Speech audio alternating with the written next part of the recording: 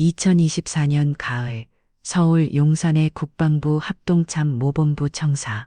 가을 벽지에 따사롭게 복도를 비쳤지만 국방부 직속 감찰단장실에 공기는 서늘하게 가라앉아 있었다. 대한민국 창군 이래 최초의 여성 삼성 장군, 육군 중장 광설인의 책상 위에는 결제 서류 대신 한 병사의 편지가 놓여 있었다.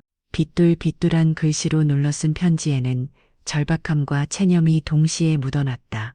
충성, 단장님께. 저는 강원도 화천 제17보병사단 이기자, 부대에 복무 중인 윤지호 상병입니다. 이곳에서 벌어지는 일들을 더는 묵과할 수 없어 목숨을 걸고 펜을 듭니다. 강설인 중장은 마른 침을 삼키며 편지를 다시 한 번 정도 했다. 내용은 참담했다. 유통기한이 몇 달이나 지난 식자재로 끓인 곰팡내 나는 국수통에서 녹물이 나오는 건 예사고, 심지어 방탄모는 충격을 받으면 두부처럼 갈라지는 가짜라는 것.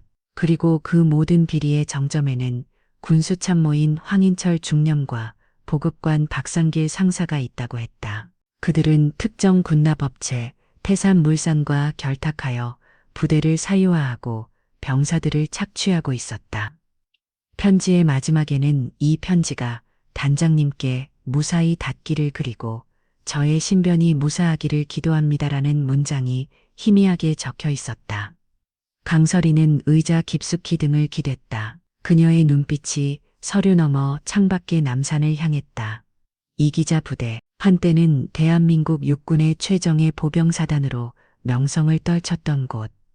그러나 시대의 흐름과 국방개혁의 파도 속에서 몇 대 전 해체된 비운의 부대이기도 했다.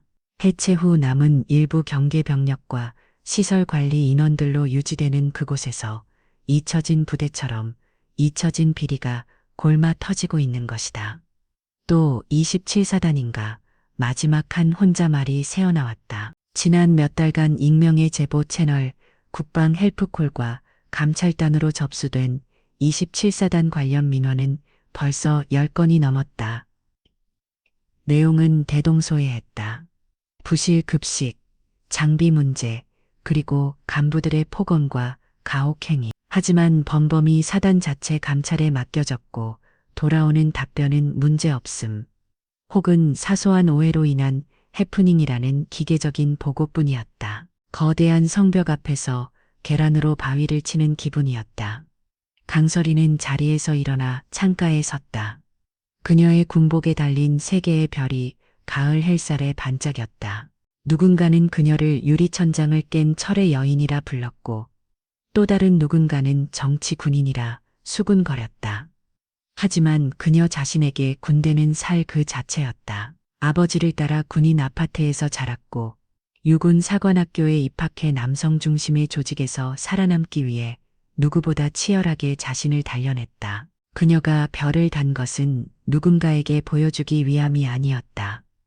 썩어가는 군의 환부를 도려내고 이름 없는 병사 한 명 한 명의 존엄을 지켜주는 것. 그것이 그녀가 군복을 입는 이유이자 스스로에게 맹세한 소명이었다. 서 대령 들어와. 강설인이 인터폰을 누르자 감찰 1과장 서진호 대령이 칼같이 각 잡힌 모습으로 들어와 경내에 있다. 부르셨습니까? 단장님, 화천 27사단. 최근 6개월간 접수된 민원하고 사단 자체 감찰 결과 보고서 전부 다시 내 책상으로 가져와. 그리고 태산물산이라는 업체 최근 3년간 군납 실적하고 관련 비리 의혹 언론 보도까지 싹 다 긁어모아 1시간 주지. 알겠습니다. 서 대령의 눈빛이 순간 흔들렸지만 그는 더 묻지 않고 돌아서었다. 강설인의 지시는 곧 법이었다. 그녀의 별명은 독사. 한 번 물면 절대 놓지 않는다는 뜻이었다. 그리고 지금 그녀의 날카로운 동리는 화천을 향하고 있었다. 1시간 뒤 강설인의 책상 위에는 서류 뭉치가 산처럼 쌓였다. 서진호 대령이 가져온 자료는 그녀의 예상이 틀리지 않았음을 증명했다. 27사단 관련 민원들은 하나같이 심각했지만 사단 감찰실의 결론은 복사해서 붙여넣기라도 한 듯 똑같았다. 제보자 색출 시도, 증거 불충분 내부 단속 강화. 문제를 해결하는 대신 문제를 제기한 사람을 찾아내 입을 막는 전형적인 은폐 수법이었다. 태산물산 관련 자료는 더욱 가관이었다. 3년 전 다른 사단에서도 불량 전투한 아픔 비리로 조사를 받았지만 관련자가 갑자기 진술을 번복하고 증거가 사라지면서 무혐의로 종결된 기록이 있었다. 당시 사건을 무마시킨 상급 부대장의 이름이 눈에 익었다. 헤이. 참견전, 자담전 시. 사칙책조, 잡칙책조, 잡칙책조, 잡칙책조, 회의, 주, 주, 유, 유, 주, 주, 주, 주, 주, 주, 주, 주, 주, 주, 주, 주, 주, 주. 지금은 국방부의 핵심 요직에 앉아 있는 인물이었다. 거대한 카르텔의 그림자가 어른거렸다. 이건 단순한 비리가 아니야? 조직적인 범죄지. 강설이는 결심했다. 이번에도 사단의 군단의 감찰을 지시해봤자 똑같은 결과가 돌아올 것이다. 그들이 짠 온 판 위에서는 진실을 밝힐 수 없다. 판 자체를 뒤에서야 했다. 서 대령, 나 내일 하루 휴가 내지. 급한 일은 직통으로 보고하고 휴가 말씀이십니까? 갑자기 집안에 일이 좀 있어서. 그리고 감찰단장 직인 내가 복귀할 때까지 결제 올리지 마. 알겠습니다. 서진호 대령은 의아함을 감추지 못했지만 더 이상 묻지 않았다. 강설인의 집안일이 결코 평범한 일이 아님을 그는 경험으로 알고 있었다. 다음 날 새벽동이 트기도 전 강설이는 별 셋이 바뀐 군복 대신 평범한 등산복 차림으로 집을 나섰다. 직접 운전하는 날 근 국산 SUV의 목적지는 강원도 화천이었다. 그녀의 옆자리에는 등산용 배랑 하나가 놓여 있었다.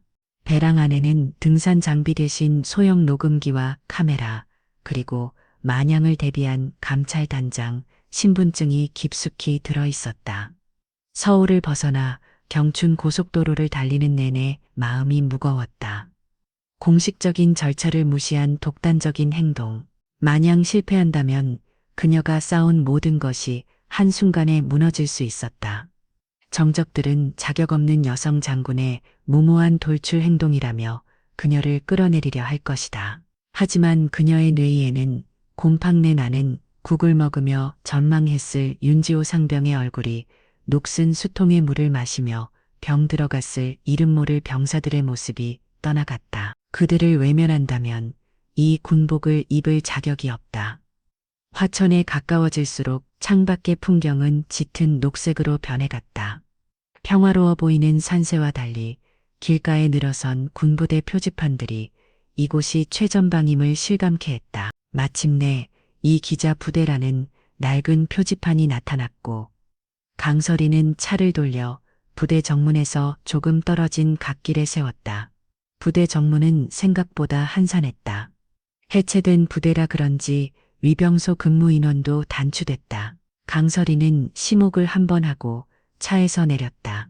그녀는 인근 야산을 등산하러 온 평범한 중년 여성 행세를 할 생각이었다.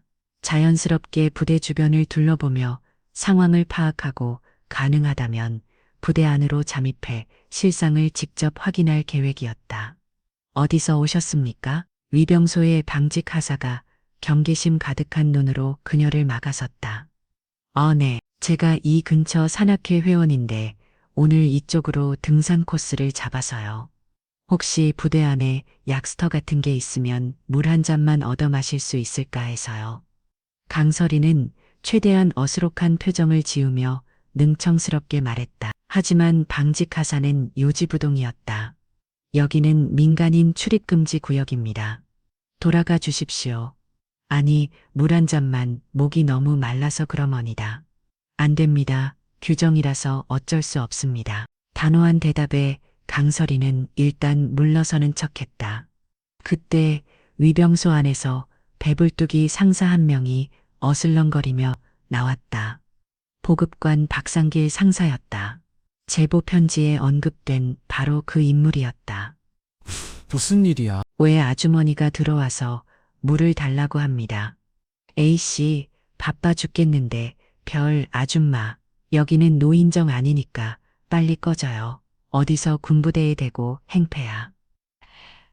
박상길은 대놓고 반말을 짓거리며 손을 휘휘 저었다. 그의 입에서는 역한 술 냄새가 풍겼다. 대낮부터 술에 취해 근무를 서고 있는 것이다. 강설인의 눈썹이 꼼틀이었다. 말씀이 좀 지나치시네요. 제가 뭘 어째다고. 뭐, 이 아줌마가. 진짜. 야, 너 이리 와봐. 신분증 내놔. 여기 군사보호구역인 거 몰라. 사진이라도 찍었으면 당장 국가보안법으로 쳐넣어버릴 테니까. 박상길이 사태질을 하며 그녀에게 다가왔다. 그 순간 부대 안에서 고급 세단 한 대가 미끄러져 나오더니 위 병수 앞에 멈춰섰다. 차에서 내린 것은 군수참모 황인철 중령이었다. 기름진 얼굴에 탐욕이 가득한 눈, 그 역시 제보 편지의 주인공이었다. 박상사, 무슨 소란이야? 아, 중령님. 웬 이상한 아줌마가 부대 기욱 거리기에 돌려보내던 참입니다. 황인철은 강설인을 위아래로 훑어보았다. 그의 눈빛에는 격렬과 귀찮음이 서려 있었다. 모하니 행색도 남루한데 혹시 이 근처 사는 사람인가? 당장 꺼지라고 해. 재수없게. 예, 알겠습니다. 황인철은 다시 차에 오르려다 말고 박상길에게 나지하게 말했다. 그 목소리는 주변의 소음에 묻힌 만큼 작았지만 강설인의 귀에는 똑똑히 들렸다. 오늘 저녁에 태산 김 사장 올라온다니까 준비 잘해. 이번에 새로 들어오는 전투조끼건 지난번처럼 시끄럽지 않게 처리해야 하니까 알지. 염려 마십시오. 저 박상길이 아닙니까? 주도 쇠도 모르게 처리하겠습니다. 이따 저녁에 산장 가든에서 보지. 두 사람이 은밀한 대화를 나누는 사이 강설인의 손에 들린 등산 스틱 끝에 달린 소형 녹음기는 빨간 불을 깜빡이고 있었다. 황인철의 차가 떠나고 박상길은 다시 강설인에게 고개를 돌렸다. 아직도 안 갔어? 진짜 경찰 부르기 전에 꺼지라고. 그때였다. 강설인의 차가운 목소리가 위 병소 앞 공기를 갈랐다. 이봐요, 박상길 상사. 자신의 이름을 정확히 부르자 박상길의 눈이 동그래졌다. 당신 지금 누구한테 반말이야? 뭐야, 이 아줌마가? 그리고 황인철 중령, 방금 태산물산하고 전투조끼건을 처리하라고 했지? 지난번처럼 시끄럽지 않게. 그 지난번이라는 게 3년 전 불량 전투와 납품 비리 사건 말하는 건가? 강설인의 목소리에는 서리빨 같은 기운이 실려 있었다. 박상길의 얼굴에서 술 기운이 싹 가시고 경악과 당혹감이 번졌다. 당직 하사 역시 얼어붙은 채 두 사람을 번갈아 쳐다볼 뿐이었다. 너 뭐야? 정체가 뭐야? 박상길이 뒷걸음질 치며 소리쳤다. 강설이는 천천히 배낭을 내려놓았다. 그리고 그 안에서 자신의 신분증을 꺼내들었다. 나 대한민국 육군중장 국방부 직속 감찰단장 강설인이다. 햇빛 아래 드러난 신분증. 선명한 무궁화 세계와 육군중장 강설인이라는 글자가 박상길의 동공에 박혔다. 그리고 너희들은 지금부터 직무유기 근무태만 군사기밀 누설, 그리고 국가에 대한 반역 혐의로 체포한다. 박상길의 턱이 바닥에 떨어질 듯 벌어졌다. 위병소 앞을 흐르던 화천의 가을 바람이 그 순간 멈춘 듯 했다. 거대한 성벽에 아주 작은 균열이 생기는 순간이었다. 시간이 멈춘 듯 했다. 위병소 앞을 흐르던 한 줌의 바람마저 숨을 죽였다. 박상길 상사의 동공은 지진이라도 난 듯 격렬하게 흔들렸고 입은 뻐끔거렸지만 어떤 소리도 만들어내지 못했다. 그의 옆에 총을 등채 서 있던 젊은 당직 하사는 차라리 혼절하는 게 낫다고 생각했다. 등산복 차림의 평범한 중년 여성, 아니 남루하고 재수없는 아줌마. 그들의 눈앞에 서 있는 존재는 감히 상상조차 할 수 없는 거대한 산이었다. 육군 중장 강설인, 국방부 직속 감찰단장. TV 뉴스에 서나보던 전설 속의 인물이 피와 살을 가진 채 그들을 심판하듯 내려다보고 있었다. 뭘 잘못 보셨겠지. 신분증 위조는 중범죄입니다. 아주머니 박상길이 마지막 발악처럼, 주여자는 목소리는 염소처럼 떨리고 있었다. 강설이는 대구할 가치도 없다는 듯 차갑게 신분증을 그의 코앞에 다시 들이밀었다. 선명한 무궁화 세계와 대통령 직인이 찍힌 진짜 신분증이었다. 박상길의 다리가 풀리며 그 자리에 주저앉을 뻔한 것을 당직 하사가 겨우 부축했다. 지금부터 너희 둘 모든 통신 장비 내려놓고 내 지시에 따른다. 한 발짝이라도 멋대로 움직이거나 외부와 연락을 시도할 시 국무이탈 및 명령 불복종 혐의를 추가할 것이다. 강설인의 목소리는 낮았지만 위병소 전체를 얼어붙게 할 만큼의 위압감이 실려 있었다. 그녀는 자신의 배낭에서 또 다른 물건을 꺼냈다. 군용 무전기였다. 감찰 1과장 듣고 있나? 예의 단장님. 대기 중입니다. 무전기 너머로 서진우 대령의 긴장된 목소리가 흘러나왔다. 지금 즉시 감찰단 2팀 전원 비상소집 헬기 이용해 화천 27사단으로 이동한다. 사단 전체에 대한 감찰을 개시한다. 사단장에게는 내가 직접 통보할 테니 자네는 도착. 즉시 사단 사령부 본청과 모든 통신시설을 장악하도록. 외부로 새어나가는 통화나 데이터는 단 하나도 있어서는 안 된다. 알겠습니다. 강설이는 무전기를 끄고 넋이 나간 두 사람을 향해 고개를 돌렸다. 박상길 상사, 당신이 직접 안내해 사단 내 모든 보급창고와 식당, 그리고 생활관, 단 한 곳도 빼놓지 않고 전부 확인할 테니 저 정말 강설인 장군님이십니까? 그걸 확인하는데 너무 많은 시간을 썼군. 내 군 생활도 그걸로 끝이다. 강설이는 더 이상 그를 상대하지 않고 성큼성큼 부대 안으로 걸어 들어갔다. 박상길과 당직 하사는 마치 홀린 것처럼 비틀거리며 그녀의 뒤를 따라왔다. 한적하던 부대 정문에서 벌어진 소란에 몇몇 병사들이 멀찍이 서 쳐다보다가 강설인의 위협적인 기세와 그 뒤를 따르는 두 사람의 넋이 나간 표정을 보고는 겁에 찔려 자리를 피했다. 소문은 바람보다 빨리 퍼져나갔다. 정체불명의 여자가 위병수를 뒤집어 엎었다는 이야기는 순식간에 국방부에서 감찰단이 떴다는 소문으로 부풀려져 부대 전체를 공포로 몰아넣는다. 강설인이 가장 먼저 향한 곳은 식당이었다. 점심시간이 한참 지난 식당은 텅 비어 있었지만 공기 중에는 아직 음식물 쓰레기가 썩는 듯한 역한 냄새가 남아 있었다. 그녀는 곧장 조리실로 향했다. 조리실 구석에서는 몇몇 취사병들이 저녁 식사를 준비하고 있었다. 그들은 갑자기 들이닥친 낯선 민간인 그들의 눈에는 아직 강설인이 등산객으로 보였다. 그 뒤를 따르는 박상길 상사의 모습에 어리둥절한 표정을 지었다. 오늘 저녁 메뉴가 뭐지? 강설인이 묻자 취사병 중 가장 고참으로 보이는 병사가 주볍거리 대답했다. 오늘 저녁은 닭볶음탕과 콩나물국입니다. 식자재 창고 문 열어. 강설인의 명령에 박상길이 마지막에 창고 문을 열었다. 문이 열리는 순간 코를 찌르는 곰팡내와 시큼한 냄새가 터져나왔다. 창고 안은 그야말로 아수라장이었다. 상자 곳곳에는 검은 곰팡이가 슬어 있었고 바닥에는 정체물을 액체가 흥건했다. 참여오는 창죽이 쌓인 양파망에서는 싹에 도달아 있었고 감자 상자에서는 썩은 물이 흘러나오고 있었다. 이걸 병사들에게 먹였다는 건가? 강설인의 목소리가 분노로 떨렸다. 취사병들은 고개를 숙인 채 아무 말도 하지 못했다. 그들의 침묵은 긍정보다 더 많은 것을 말해주고 있었다.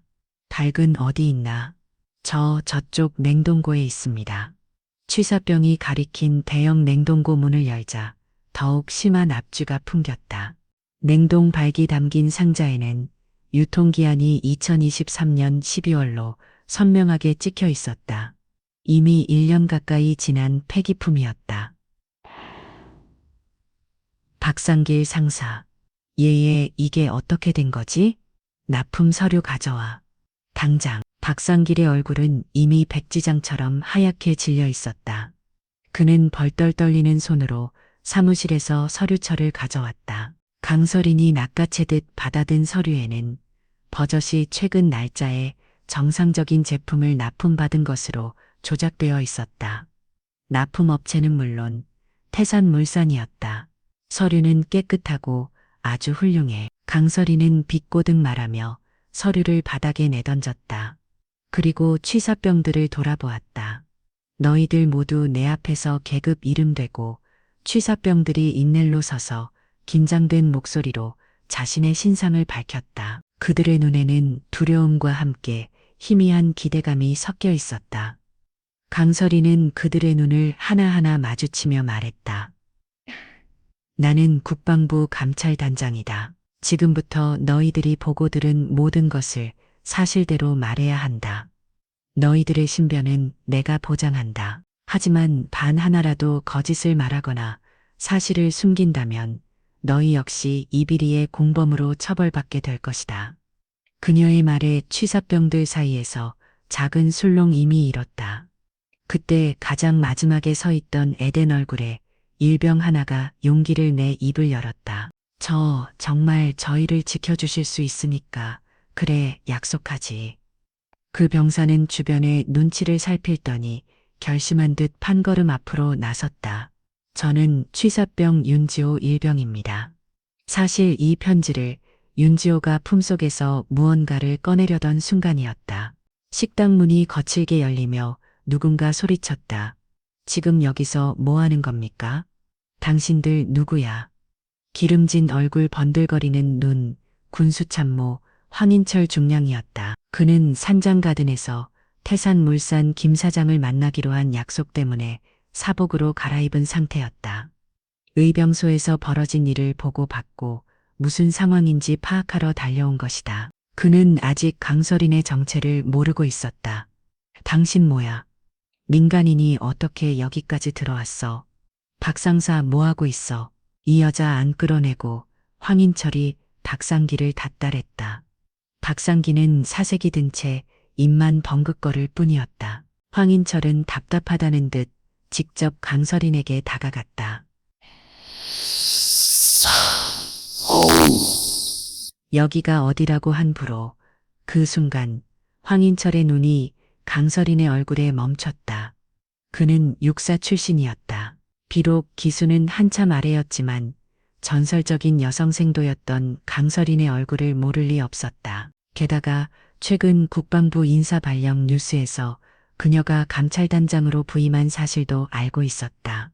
퍼즐 조각이 맞춰지는 순간 황인철의 노이리의 경종이 울렸다. 서설마 강설인 선배님이십니까? 단장님이 아닌 선배님이라는 호칭. 그것은 그가 느끼는 극도의 공포와 혼란을 보여주는 증거였다. 강설이는 그를 싸늘하게 응시했다. 황인철 중량 사복 차림으로 어때 그리 급히 가시나. 태산물산 김 사장과의 저녁 약속에 늦어서 그러나 황인철의 동공이 폭발할 듯 커졌다. 자신의 가장 은밀한 약속을 꿰뚫어보고 있는 이 상황이 현실로 믿기지 않았다. 그게 무슨 지금부터 자네를 군수물자 횡령 및 직권 남용 혐의로 긴급 체포한다. 이해 있나? 강설인의 선포와 동시에 식당 밖에서 요란한 헬리콥터 소리가 들려오기 시작했다. 하늘을 찢을 듯한 배금과 함께 감찰단 2팀을 태운 헬기가 사단 연병장을 향해 하강하고 있었다. 심판의 시간은 이제 막 시작되었을 뿐이었다. 황인철은 그 자리에 못 박히듯 서서 점점 가까워지는 헬기 소리를 들으며 자신의 모든 것이 끝났음을 직감했다.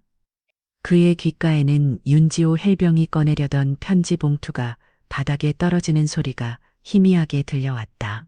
연병장의 흙먼지를 맹렬하게 일으키며 육중한 수리온 헬기 2대가 지상에 내려앉았다. 헬기의 문이 열리고 검은색 특수활동복을 입은 감찰, 2팀 요원들이 일사불란하게 쏟아져 나왔다.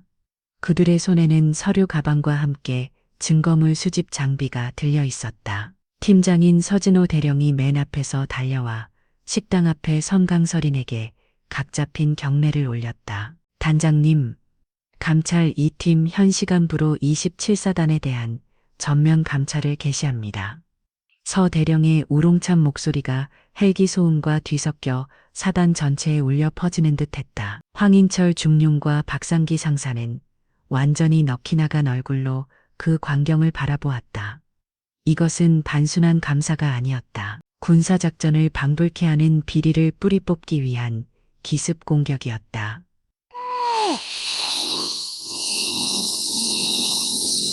서 대령 즉시 이 식당과 조리실 전체를 통제하고 모든 식자재를 증거물로 확보해 특히 저기 저 냉동고 안에 있는 유통기한 지난 밝은 아주 중요한 물건이니 잘 모셔두도록. 강설인이 손가락으로 가리키자 요원 몇몇이 곧장 조리실로 달려가 폴리스 라인을 치기 시작했다.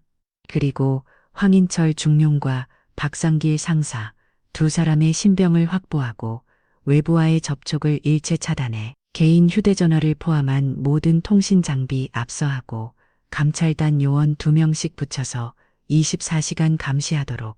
알겠습니다. 황인철이 뒤늦게 정신을 차리고 반발하려 했다. 단장님, 이건 월권입니다. 정식 절차도 없이. 하지만 그의 말은 서 대령에 뭐 하는 거야. 안 데려가. 나는 고함과 함께 양팔을 붙잡는 권장한 요원들의 움직임에 묻혀버렸다. 저항은 무의미했다. 강설이는 혼란의 중심에서 조용히 윤지호 일병에게 다가갔다. 그는 아직도 바닥에 떨어진 편지 봉투를 멍하니 내려다보고 있었다. 윤지호, 그녀의 목소리에 윤 일병이 화들짝 놀라며 고개를 들었다. 이제 괜찮다. 그 편지 나에게 주었나? 윤지호는 떨리는 손으로 편지 봉투를 주어 그녀에게 건넸다. 그것은 편지라기보다는 작은 수첩에 가까웠다. 이것은 제가 지난 6개월간 기록한 일지입니다. 식자재 납품 날짜와 상태, 그리고 다른 비리들에 대한 내용도 들어 있습니다. 잘했다. 아주 잘했어, 윤 일병.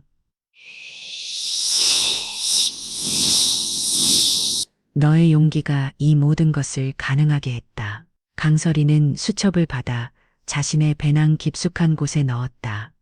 그녀는 서 대령에게 지시했다. 윤지호 일병을 포함한 취사병 전원, 지금 즉시 안전한 장소로 이동시켜 보호하고 개별적으로 진술을 확보하도록 해. 어떤 압력이나 회의도 있어서는 안 돼. 그때 사단 사령부 방향에서 지프 차량 한 대가 그 앵음을 내며 달려왔다. 차에서 내린 것은 계급장이 번쩍이는 사단장이었다. 그러나 그의 얼굴에는 위험 대신 방혹감과 분노가 서려 있었다. 강 장군, 이게 도대체 무슨 짓입니까? 내부대의 감찰을 나오면서 사단장인 나에게 한마디 통보도 없이 이건 명백한 지휘권 침해입니다. 사단장은 강설인의 육사 선배였다. 그는 그녀가 여성이라는 이유로 사관생도 시절부터 그녀를 탐탁지 않게 여겨왔다. 선배님, 아니 사단장. 지휘권 침해에 운운하기 전에 본인 무대에서 벌어지는 일부터 파악하셔야 했던 거다. 뭐라고? 이 썩어 빠진 음식을 당신의 병사들이 매일같이 먹고 있었습니다. 이것도 몰랐다면 사단장의 자격이 없는 것이고 알고도 묵인했다면 당신 또한 이 비리의 공범입니다. 강설인이 식당 입구에 쌓여가던 곰팡이 핀 감자 상자를 발로 툭 찼다. 썩은 감자 몇 개가 사단장의 깨끗한 전투와 앞으로 굴러갔다. 사단장의 얼굴이 불그락 푸르락 달아올랐다. 그는 차마 반박하지 못하고 입술만 깨 물었다. 지금부터 사단의 모든 지휘권은 감찰단장인 내가 통제합니다. 감찰이 끝날 때까지 사단장실에서 대기하고 계십시오. 강설이는 사단장에게 한치의 물러섬도 없이 선언하고는 발길을 돌렸다.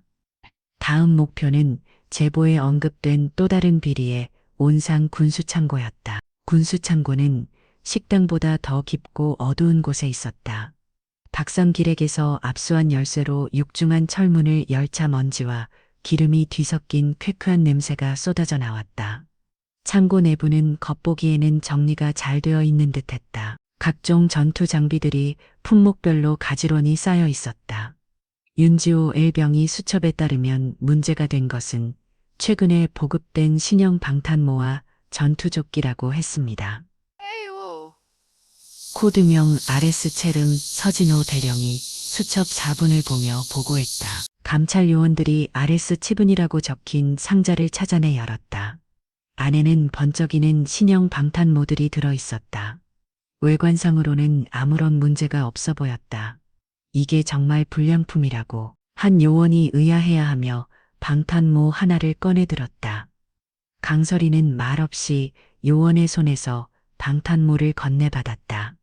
그리고는 모두가 예상치 못한 행동을 했다. 그녀는 방탄모를 바닥에 힘껏 내리쳤다. 적! 둔탁한 소리와 함께 방탄모의 표면에 선명한 균열이 생겼다.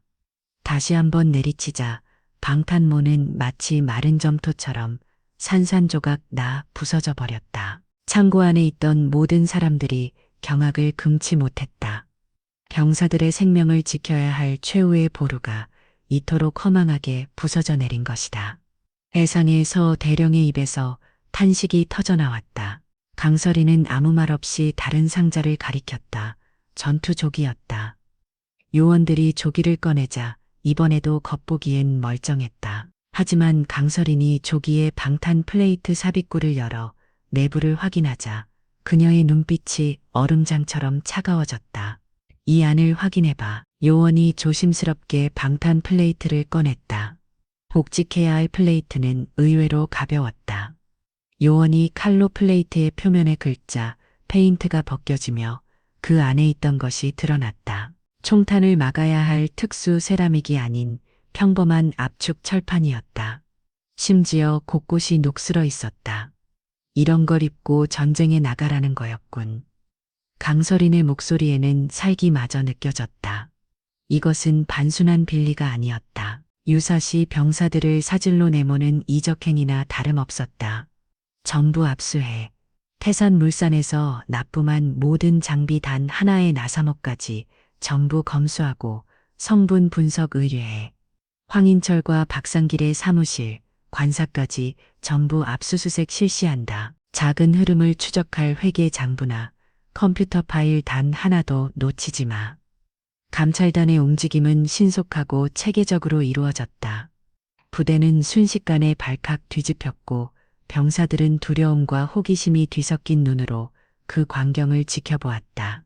그들에게 강설인과 감찰단은 저승사자나 다름없었지만 한편으로는 자신들을 억압하던 부조리를 깨부수는 해방군처럼 보이기도 했다. 증거는 쏟아져 나왔다.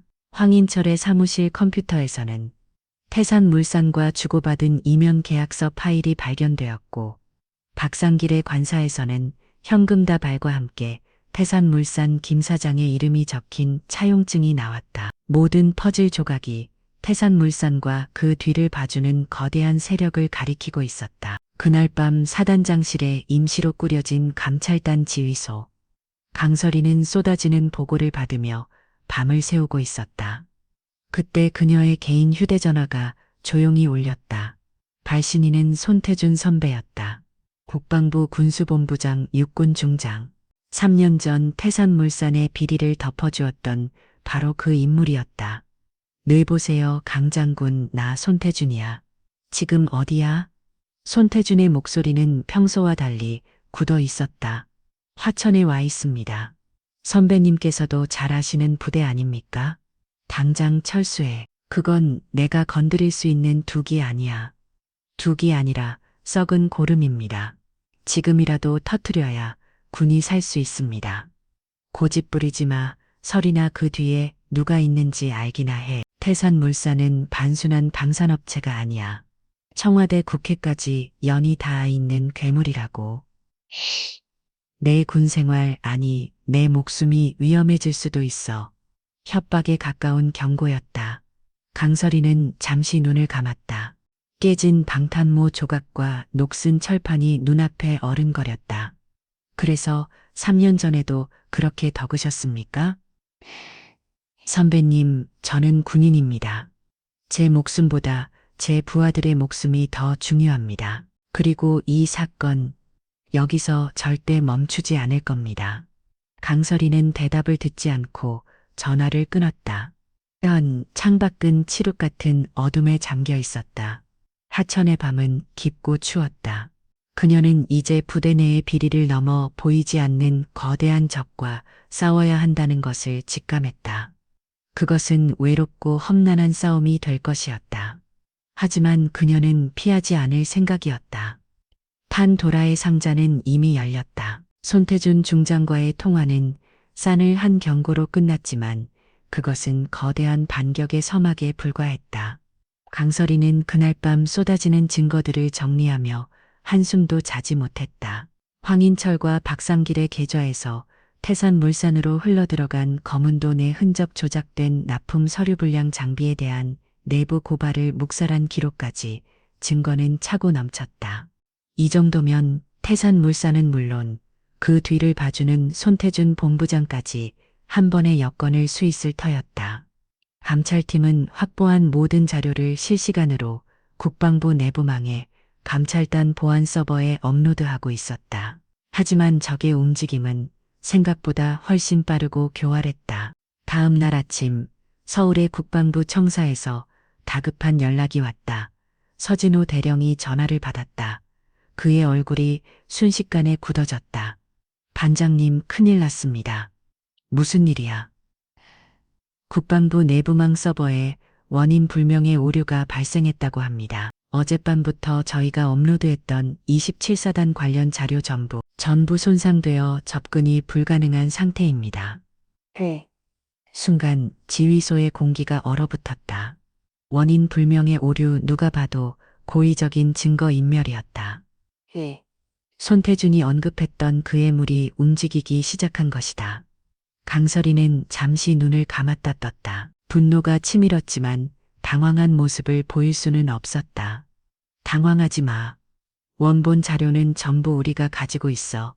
현장에서 확보한 실물 증거와 서류, 녹취 파일까지. 디지털 데이터가 사라졌다고 해서 진실이 사라지는 건 아니야. 그녀는 침착하게 팀원들을 다 녹였다.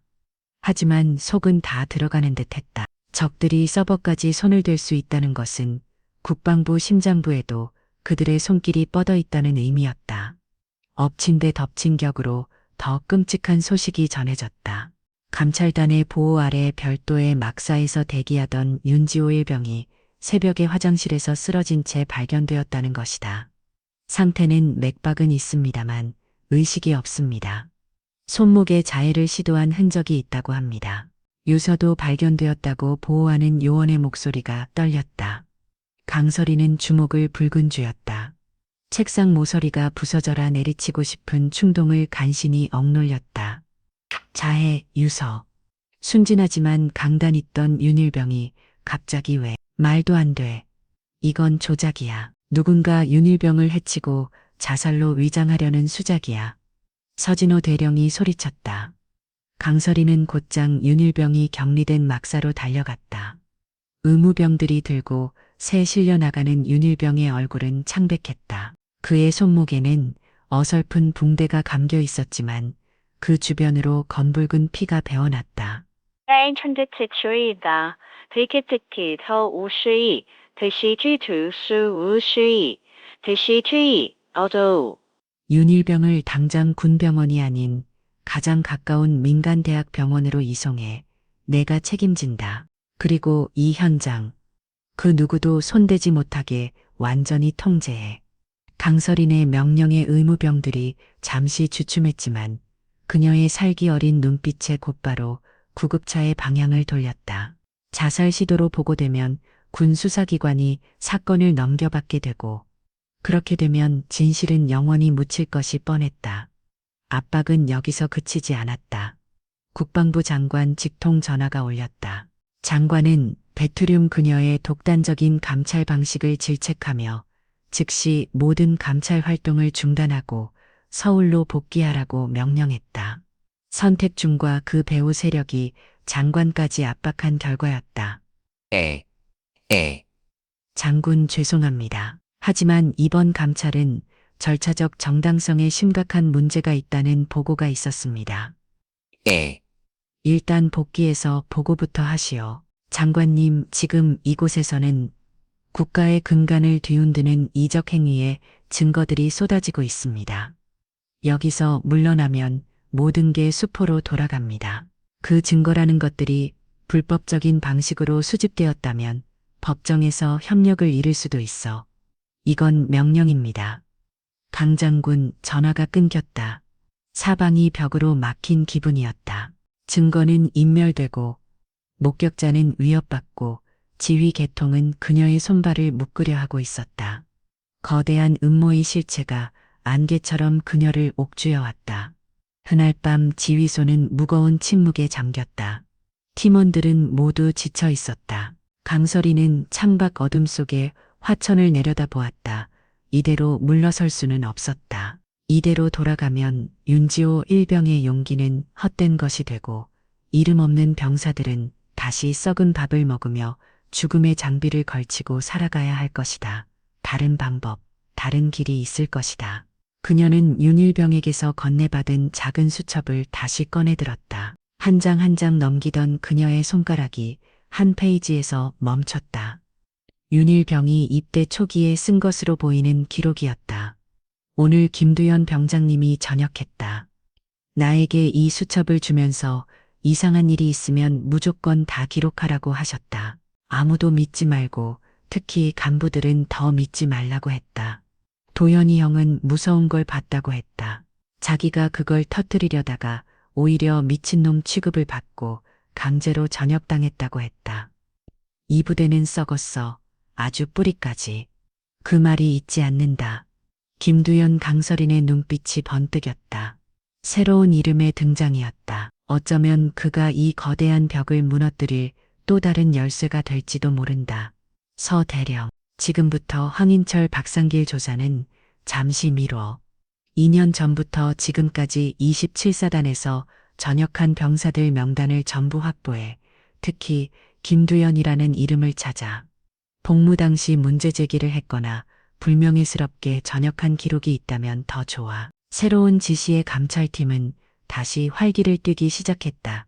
희망의 불씨가 다시 타오르는 듯 했다. 방대한 인사자료를 뒤진 지 몇 시간 만에 서 대령이 다급하게 보고했다. 찾았습니다. 단장님 김두현 1년 전 전역. 복무 당시 상폭행 및 학흑상 혐의로 징계위원회에 회부되었으나 증거 불충분 및 본인 전역 의사, 강력 필요로 의병 전역 처리되었습니다. 의병 전역이라고 서류상으로는 PTSD, 즉 외상 후 스트레스 장애 진단을 받은 것으로 되어 있습니다. 하지만 당시 동료 병사들의 진술에 따르면 김두현 병장이 부대 비리를 외부 기관에 제보하려다 발각되었고 그 후 간부들의 극심한 괴롭힘에 식이 달렸다고 합니다. 모든 정황이 맞아떨어졌다. 김두현은 단순한 전역자가 아니었다. 또 한 명의 내부 고발자였고 살아남기 위해 침묵을 선택해야 했던 피해자였다. 그의 현재 주소와 연락처, 당장 알아내. 수소문 끝에 알아낸 김두현의 주소는 서울의 한 낡은 고시원이었다. 강설이는 결심했다. 더 이상 군 내부의 시스템을 믿을 수 없었다. 그녀는 직접 김두현을 만나야 했다. 그녀는 서진우 대령에게 뒷일을 맡기고 다시 등산복으로 갈아입은 채 밤을 틈타 화천을 빠져나왔다. 서울로 향하는 길 그녀는 한 사람에게 전화를 걸었다. 그녀의 남편과 절친했던 지금은 유력일간지 한국일보의 사회부 탐사보도 팀장으로 일하고 있는 후배 기장 정민석이었다. 선배 이 시간에 웬일이세요? 민서가 혹시 태산물산이라고 들어봤니? 태산물산이요? 그럼요. 몇 년 전에 군납비리로 시끄러웠던 곳이잖아요. 근데 증거가 없어서 그 증거 내가 가지고 있다. 내가 상상하는 것 이상으로 거대하고 끔찍한 진실이야. 혹시 나랑 같이 괴물을 잡으러 가볼 생각 없니? 전화기 너머 정민석 기자의 숨소리가 가파지는 것이 느껴졌다. 이것은 도박이었다. 군의 칩을 언론에 공개하는 것은 군인으로서 스스로의 목에 칼을 겨누는 행위일 수도 있었다. 하지만 그녀에게는 다른 선택지가 없었다. 보이지 않는 손에 의해 진실이 묻히기 전에 세상의 모든 것을 알려야만 했다. 서울의 어두운 곳이 원복도, 그리고 거대 언론사회, 불 꺾인 사무실. 서로 다른 장소에서 진실을 향한 마지막 싸움이 조용히 시작되고 있었다. 서울 신림동의 한 낡은 고시원. 금방이라도 무너져 내릴 듯한 좁은 계단을 오르자 복도 끝에 희미한 불빛이 새어나오는 방문이 보였다. 300. 강설이는 문 앞에서 잠시 숨을 골랐다. 문 안에는 이 거대한 싸움의 마지막 희망이 혹은 또 다른 절망이 잠들어 있을 터였다. 똑똑, 누구세요? 문 안에서 들려온 목소리는 날카로운 경계심으로 가득 차 있었다. 젊은 남자의 목소리였지만 삶의 피로와 불신이 짙게 배어 있었다. 김두현 씨 되십니까? 저는 강설인이라고 합니다. 건설인 누군데요? 물건 팔러 왔으면 가세요. 화천 27사단에서 왔습니다. 그 말이 끝나자 문 안의 모든 소음이 멎었다. 몇 초간의 정적 끝에 낡은 철문이 끼익 소리를 내며 조심스럽게 열렸다. 문틈으로 퇴근한 눈의 청년이 그녀를 내다보았다. 김두현이었다.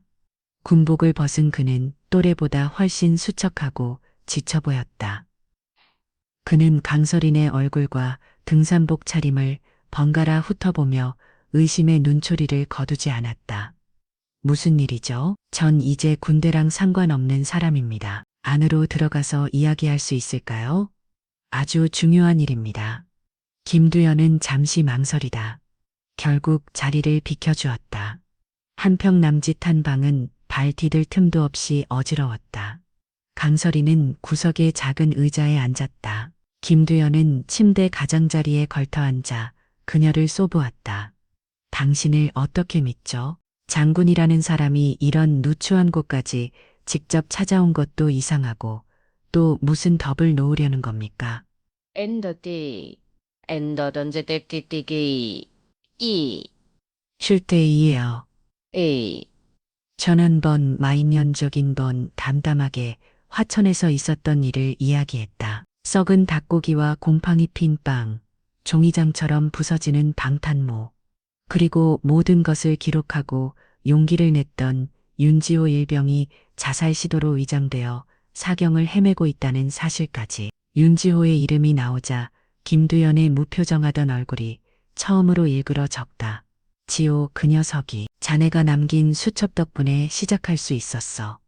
하지만 저들의 반격으로 모든 증거가 사라질 위기에 처했네. 자네의 도움이 필요해, 김두현 군. 김두현은 고개를 숙인 채 한동안 말이 없었다. 그의 어깨가 미세하게 떨리고 있었다. 과거의 악몽이 그를 다시 질려르는 듯했다. 소용없어요? 그놈들은 괴물입니다. 저도 싸워봤어요. 진정서를 내고 언론사에 제보메일도 보냈죠.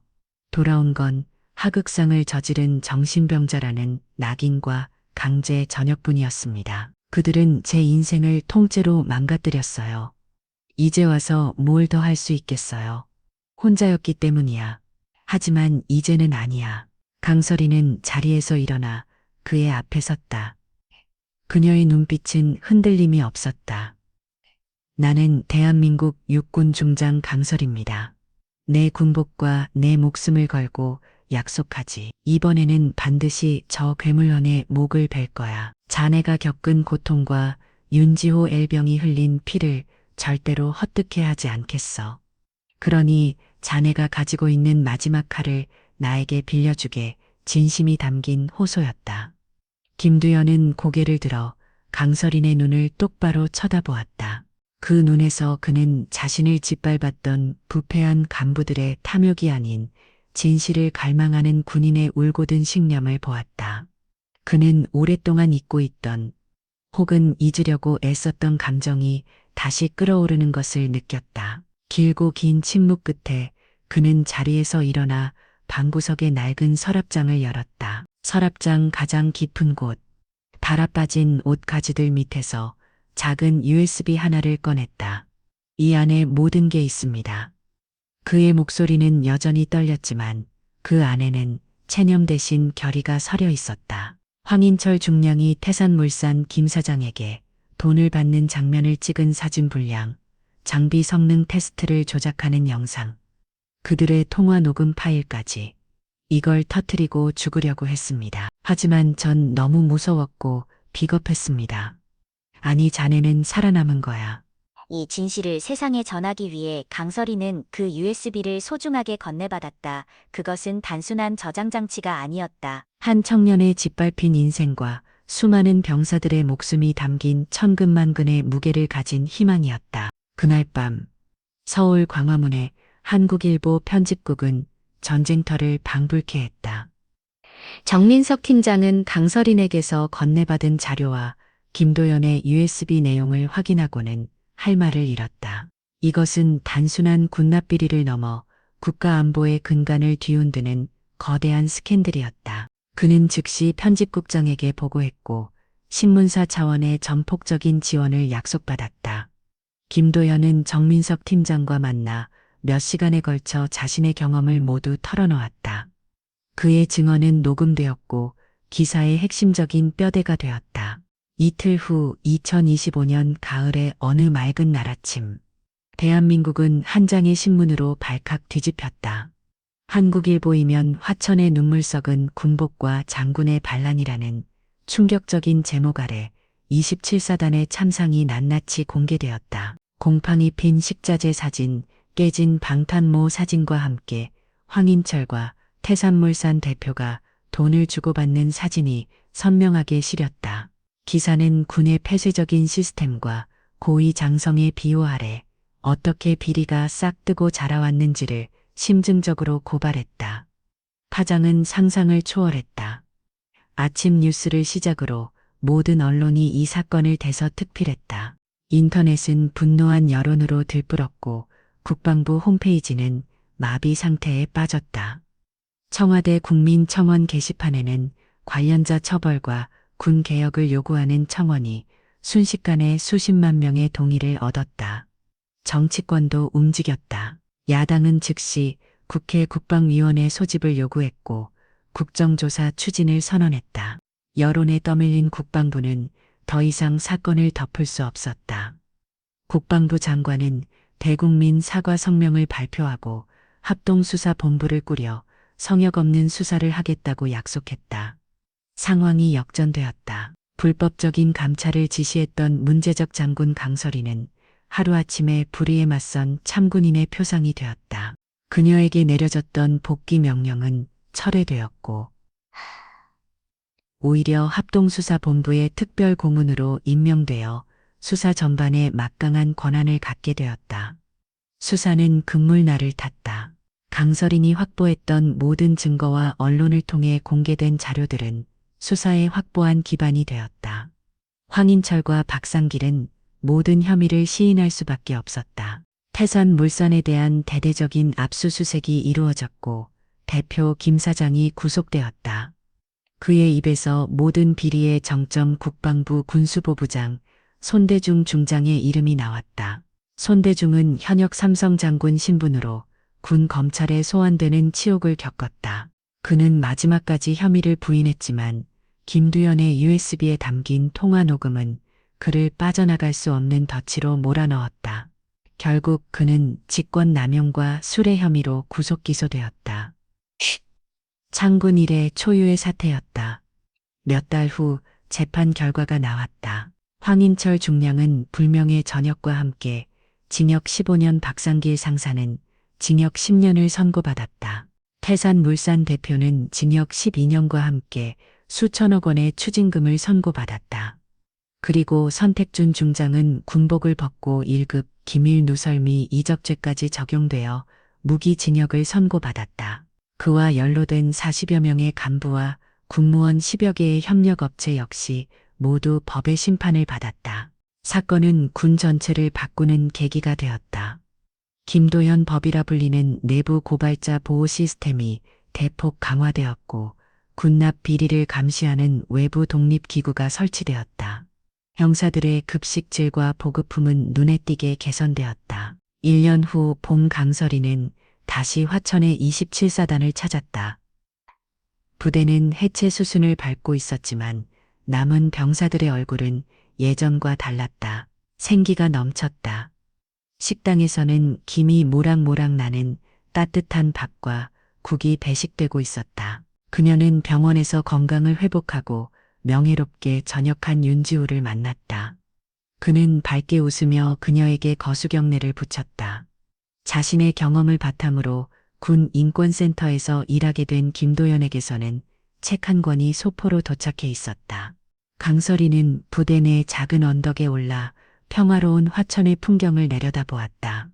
한 명의 용기 있는 병사와 진실을 외면하지 않았던 한 군인의 신념이 만들어낸 변화였다. 아직 군에는 수많은 과제가 남아 있었지만 그녀는 희망을 보았다. 쏙은 뿌리를 돌려낸 자리에 건강하고 튼튼한 색상이 돋아나고 있었다. 이 차가웠던 화천의 눈물은 이제 따뜻한 봄비가 되어 대지를 적시고 있었다. 오늘 사연 모음집의 이야기 어떠셨나요? 구독과 좋아요, 그리고 당신은 어디서 보고 계신지 댓글로 남겨주세요. 여러분의 응원이 사연 모음집에는 큰 힘이 됩니다. 감사합니다.